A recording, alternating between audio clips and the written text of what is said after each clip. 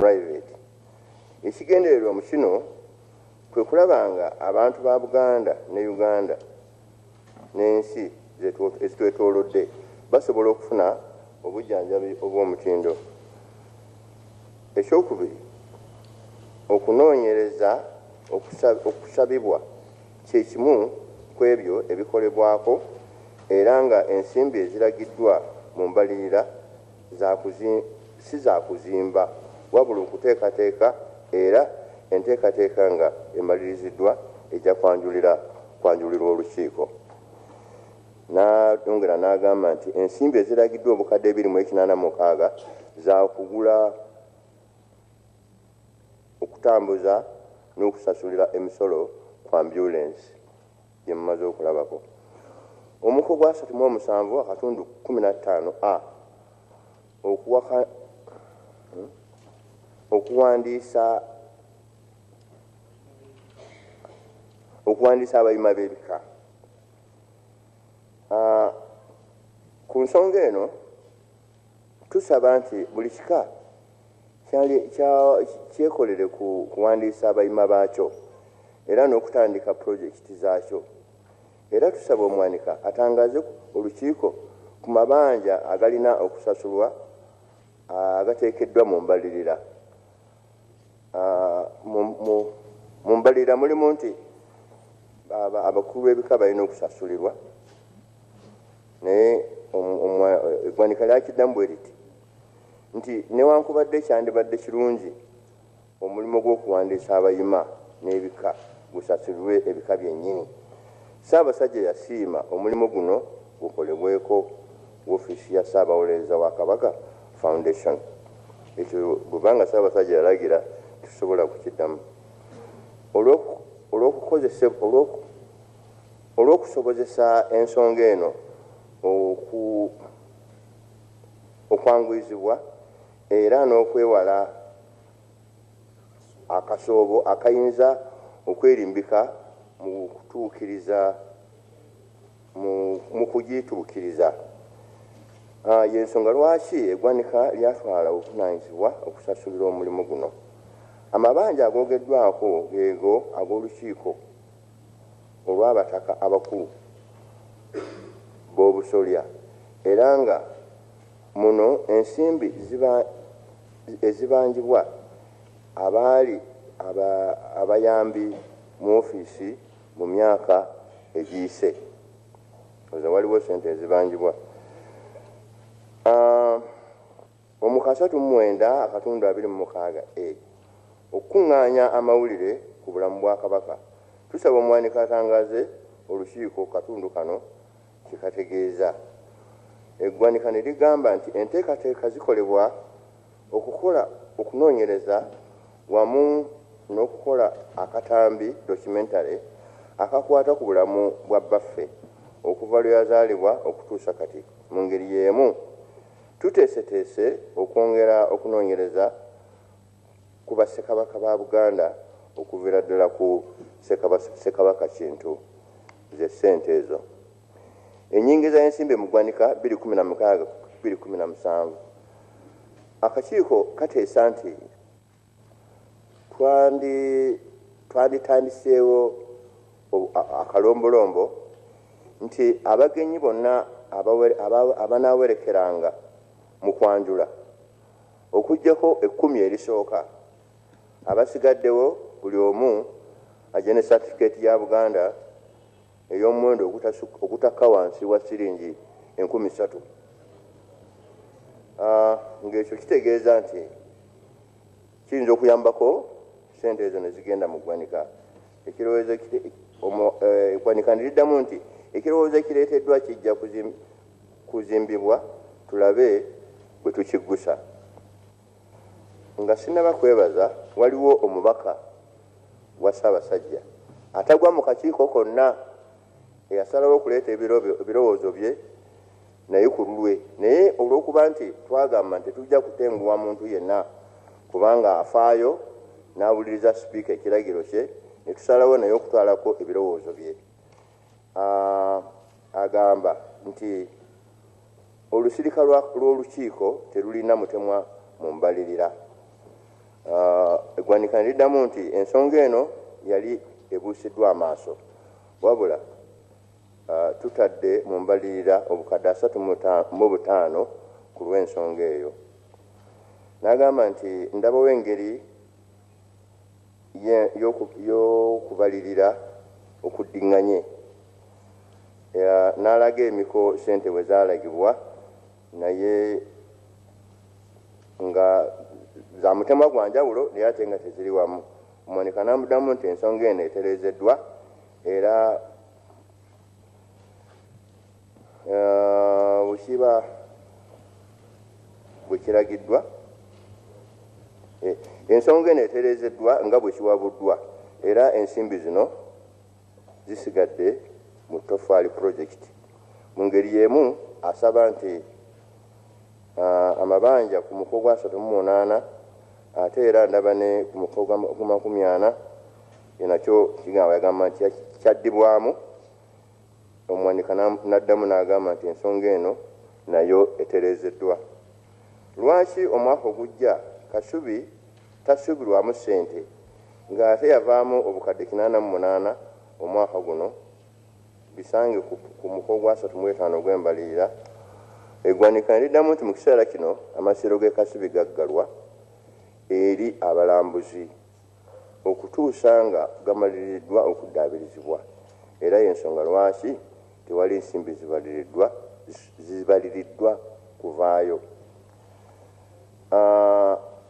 Ketu Telecom yakola obuwumbi 5. Lwaki omwaka ogujja esuubirwa akawumbi kamu n'obukadde 6 zokka so nga ate egenda kusaasaanya obuwumbi 2 n'obukadde 25?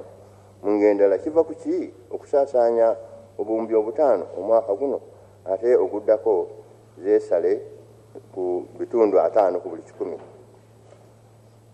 Omuwanika yazzeemu n'agamba nti kino kigenda kutereezebwa. Ebyempuliziganya byonna okutwaliza wamu kampuni 3 byonna bisuubirwamu obuwumbi 13 ate kyenkana zonna zigenda kukozesebwa ate nga bino biri kumpi bitundu 2 ku buli 100 y'ensako yonna kyeraliikiriza.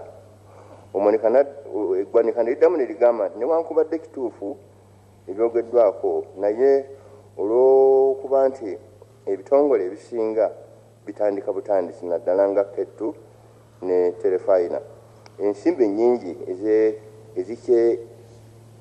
ezikyetaagisa okusigamu ate yo CBS newankubadde emaze emyaka 2 ng'eweereza mu kiseera kino ebyuma ebisinga byetaaga okukyusibwa kubanga bikaddiye. N'ayongera n'agamba nti kyetaagisawo matching wakati emisomo mu nnyingiza ne mu nsaasaanya okugeza sente eziva mu Tofaali nga nsuubira nti abaziwaayo bakikola lwa nnono n'obuwangwa zaaligenze ku nsonga eyo yennyini so si okugeza okusasula amabanja.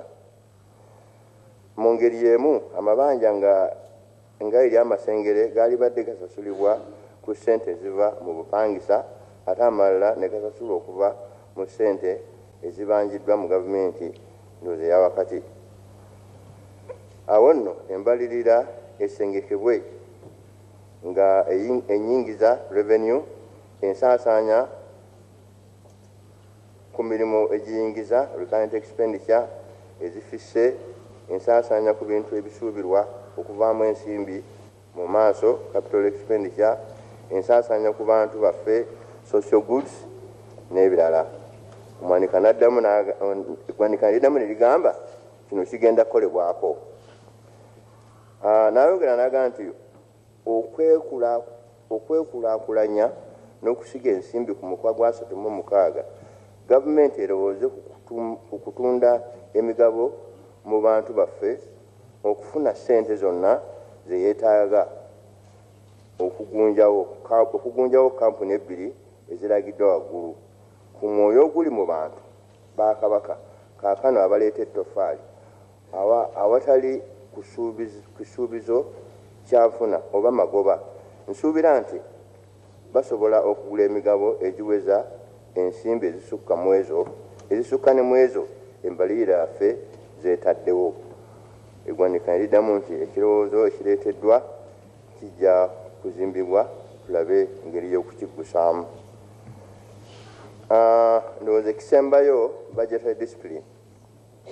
Waliwo emisomo egiwerako egyasaasaanyizibwa ku nsimbi awatali mutemwa n'aziraga. Enkola eyo teba nnungi era kalondooza asaana awa akakiiko ebirowoozo bye ku bino. Omwanika n'addamu nti ekireeteddwa enkyukakyuka mu kuteekateeka embalirira ya 2016 teyeesigamizibwa ku puroguramu za bitongole ne minisitule. Kale kibeera kizibu okutemaatema emiwendo emituufu egyandigenze mu nsaasaanya ezimu. Ebyo birowoozo bya Oweekitiibwa Mayanja Umaru, omubaka wa Kabaka. Ssebo Sipiika, njagala okwebaza abakiise b'akakiiko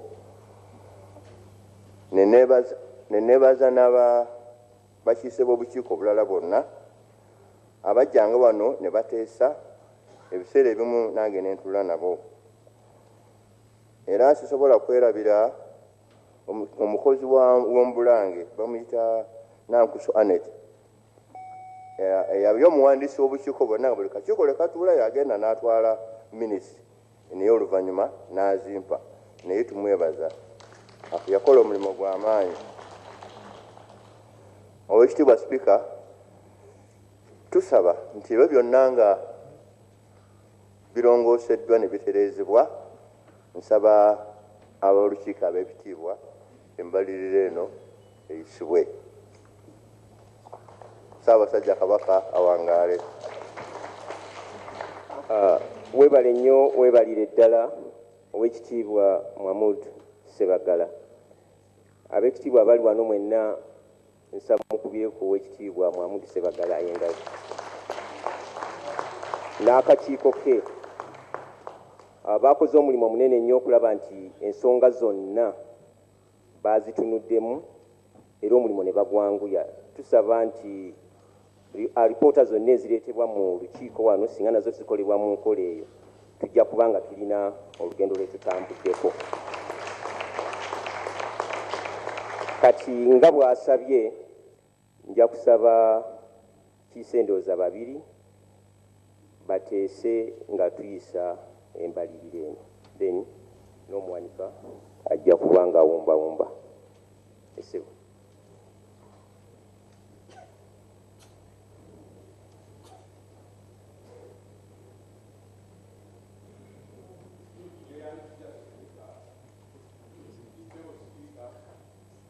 N'abateesa mwenna, ssebo akakiiko kendiko nga ssentebe ak'obuwangwa n'obusuubuzi kaatuula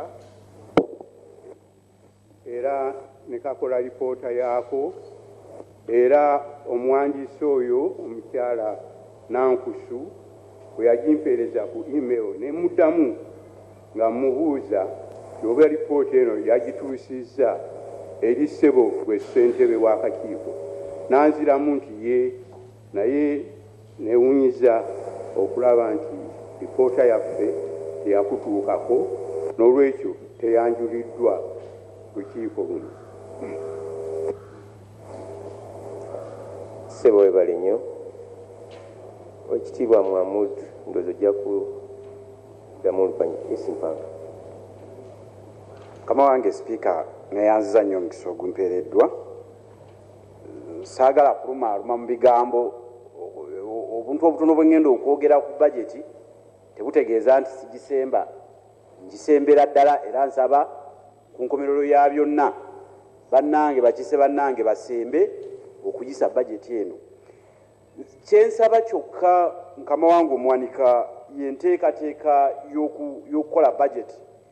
Ensi n'enkiiko palamenti zigenda ziva ku nkola ya minisita okujja okwanjulira bajeti olukiiko ne lutandika ogikubaganyako ebirowoozo oluvannyuma n'eyisibwa lwa nsonga nti kisiba emirimu kirwisaawo okusalawo kati ekitongole kyeggwanika kimaze okukola nekireeta enteekateeka ate nga tugenda kukikubaganyako ebirowoozo singa abaawo lipoota etazze ng'eyo ate tudde ng'emaze okudda bwe kiba kyetaagisa ne tutta ebiseera bingi enkola egenda efuna ebbugumu kati y'obukiiko okusisinkana omuwanika n'ensonga zaabyo n'ebitongole ne minisita baminisita bebasisinkana obukiiko lipoota akakiiko k'ebyensimbi ne katwalira omuwanika lipoota ebirowoozo bino byonna ne bimulungulwa singa kati sabbiiti eyaggwa lwe twajja kwandibadde okutusomera embalirira kwe kwandibadde n'okugikubako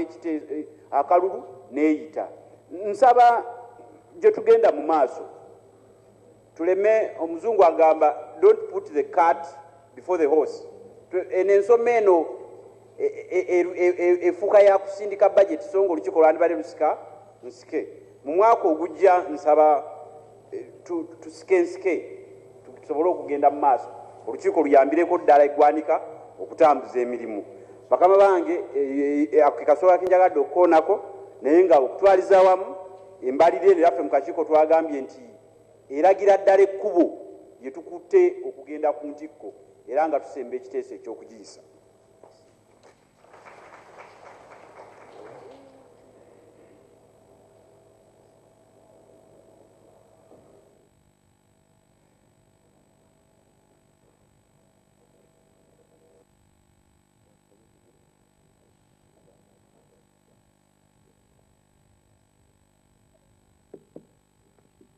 Sebo Speaker, bakiise bannange mwena nze wamala kuwatanja nva mawogola.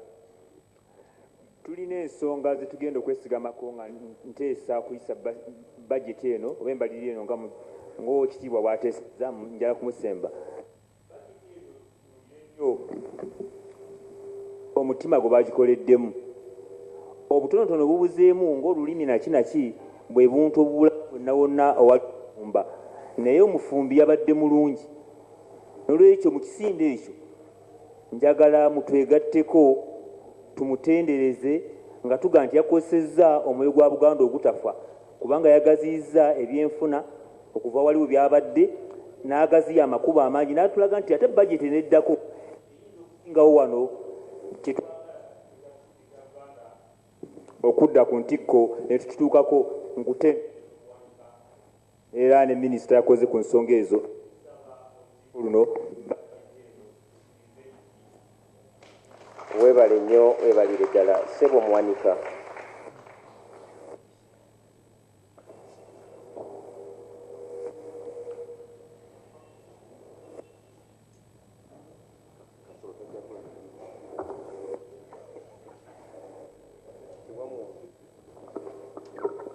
Omukungu Kasolo, mukama wange Sipiika n'ab'ebitiibwa, nsaba munneyungeko okwebaza Haji Muhammadu Ssebagala n'abakakiiko ke.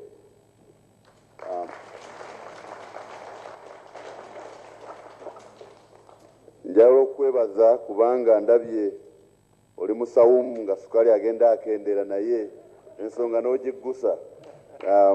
Kyebaza nnyo. Kituufu olulimi Oluganda lwa bulamu, naye ab'ekibiina ky'olulimi Oluganda bantuukirira ne basaba ekkakkalabizo. Bamala osaba ekkakkalabizo ne bampa n'embalirira ne mbasinga ne bagamba nti sente sigenda kubawa bwe bagenda okumpa kubanga buli kitongole ky'Obwakabaka ekyagala okutereza Oluganda wamu n'okukyusa okuva mu nnimi bagenda kukola omulimu ogwo.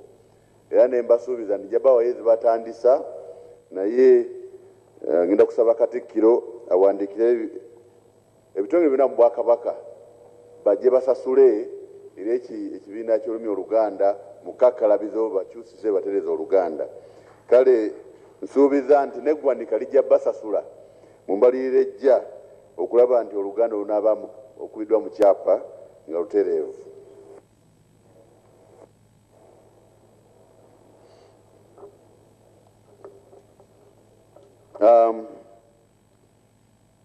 Kalondoozi omukungu David Serebe ali wano.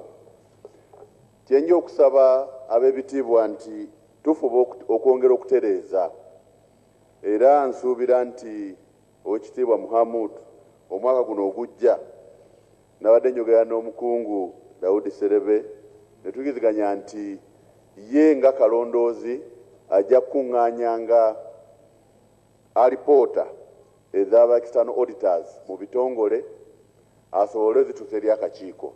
Akakiiko kaleme kgenda mu buli kitongole kubanga buli kitongole kirina board balina external auditor, naye kati Kalondoozi w'Obwakabaka ajja bikuŋŋaanyanga byonna abikwasa akakiiko. Ate akakiiko bwe kanaba kagadde okubuuza ebibuuzo kagende ewa minisita atwala ekitongole ekyo bakole enteekateeka okubasisinkana. Tugenda kirongosaamu nga tugenda mu maaso.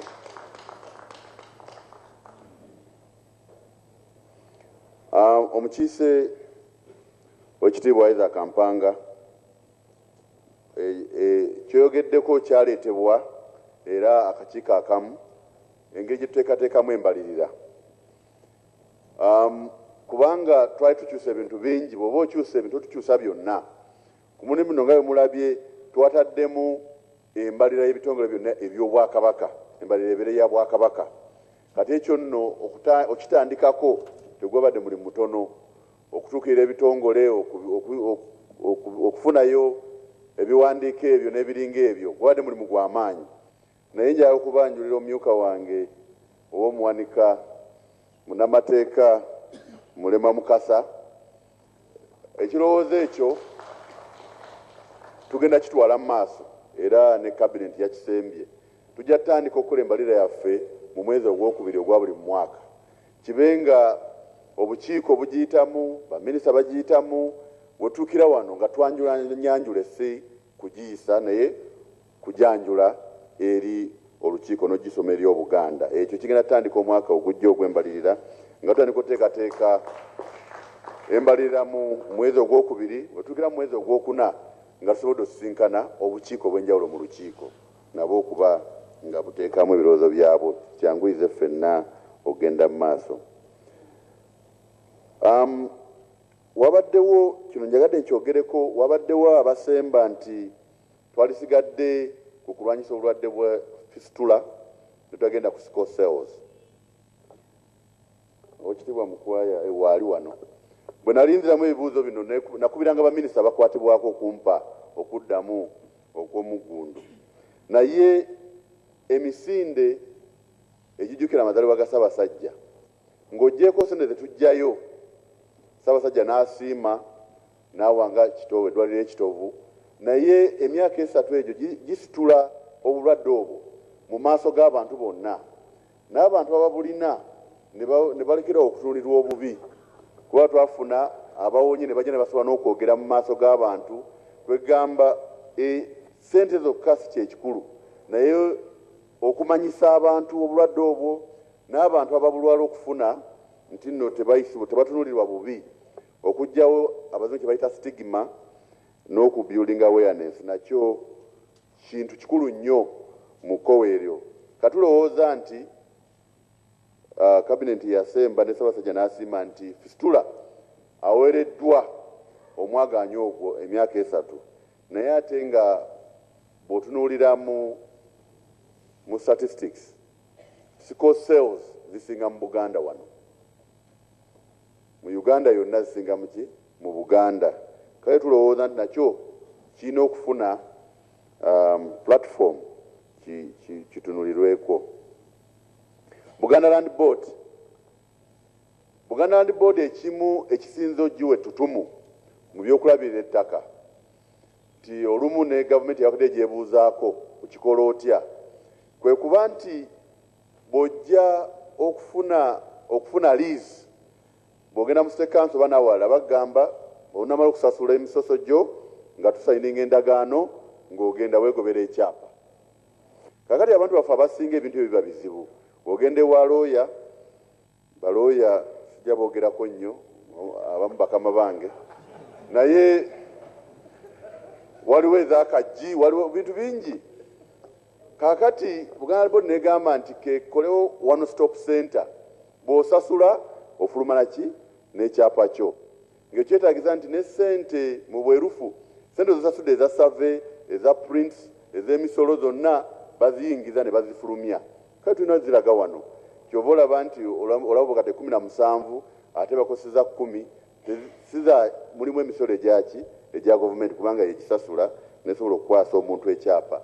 Ate naddala mu programu eya LAFI gye bakolagana n'amabanks kati 12 nti abantu bagenda mu banks kati banks neziwa Buganda Land Board sente nezikola ekyapa nekiwa bank yeni nasasulayo mpola mpola paka wajjayo ekyapa kye sente zisinga awo wezigendera awo.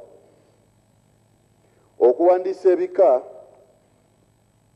nze ng'omuwanika nalisanyukidde nnyo ekyokugamba nti ebika byewandiise Board of Trustees, naye nga bwe twannyonnyoddeko akatono Ssaabasajja yasiima Ssaabawolereza ne Kabaka Foundation balabe ng'ebika byonna biwandiikibwa olw'ebizibu ebibaddewo ne Katikkiro byayogeddeko nti abakulu b'ebika ebimu ettaka lyafuka lya bwannannyini. Bwe bava mu nsi eno abaana baabwe oba b'enganda zaabwe ne balitwala. Kale ne kiba nga kyetaagisa ng'Obwakabaka obuvunaanyizibwa obwo tubukwate tugguse ensonga eyo olw'okulaba nga ennono n'ebiringa ebyo bigenda mu maaso. Njagala nnyo okwebaza mwenna abateesa abateeseza obulungi ne mu bukiiko ebirowoozo bibadde by'amaanyi bibadde bya muggundu tusuubira ntubizzeemu tuli beeteefu okuddamu ebirala bitazzeemu kubanga omulembe gwaki gwa bwerufu. Mwebale nnyo mwebale ddala. Ssaabasajja Kabaka awangaale. Webale nnyo webalire ddala omwanika. Bassebo abakiise tusaba abakkiriza nti embaliriro eyisibwe nga bataddemu nabiri tuza tuyinza okwanika emikono bwa okay.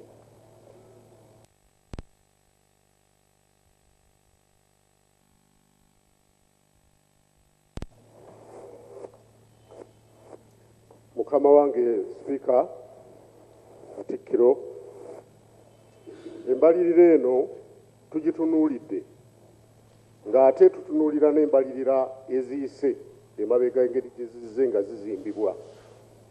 Era bwe yayanjulwa mu lukiiko wano olwayita twagitunuulira ng'ate ya njawulo n'enteekateeka yaayo. Ne tulaba nti Obuganda tutandise okuva we tubadde tulaba gye tugenda. Era ebigambo ebyogeddwa kubanga nange mu bya essente okuwandiika ebitabo n'okubalirira mwendi obukugu mbulinamu. Bwe ntunuulidde ekintu kino nga kifaananira ddala okutwala eggwanga lya Buganda mu maaso. N'ebigambo ebyo ebimpi nsemba embalirira ey'omwaka 2016-17 eyanjuddwa Oweekitiibwa Olw'ebyensimbi eyisibwe.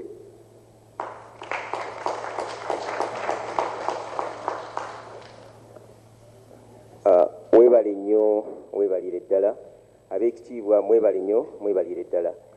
Ku lukangaga kwaffe tusigazzaayo ensonga emu. Ensonga eyo nkulu nnyo kubanga Ssaabasajja Kabaka bwe yali aggulawo olukiiko wano mu mwaka ogwaggwa yatutegeeza ku nsonga y'abaana abatwalibwa bweru. N'olwekyo tetusobola kufundikira lukiiko mwaka guno nga tetunnaba kugyogerako. Mbadde nsaba Oweekitiibwa akiikidde akakiiko k'ebyamateeka ajje atwanjulire abumbewumbe ensonga eyo n'olwekyo ate tugikubaganyeko ebirowoozo mu ddakiika zaffe nga 3 ezisigaddeyo.